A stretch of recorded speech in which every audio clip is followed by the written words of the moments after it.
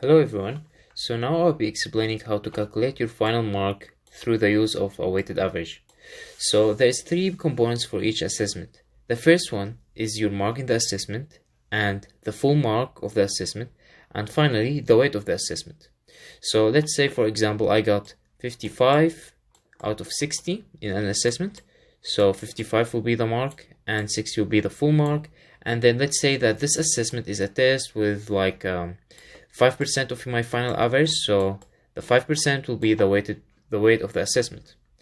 So an assessment can be anything, for example a quiz or an assignment or a test, and you have to add all the assessment. You have to do the same thing for all the assessment and then add it up, and you should get a final mark that is out of 100, which is like the usual thing. So let's say here we have an example. Let's say I had for example a test that I got 37 out of 40 in.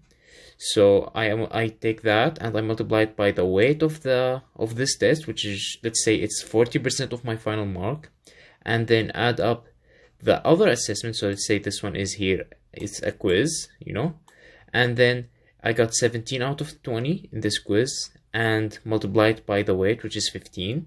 And then add on again, for example, this is the final exam, which is worth 45%. So I got 55 out of 70 in the final exam. And then when I add them all up, I get 80.9%. So this is my final mark in the course out of 100. And one thing to mention is that sometimes it's hard to get the weight of the assessment, and you might need to ask your teacher or might find it in the syllabus. So that's all. Thank you for watching, and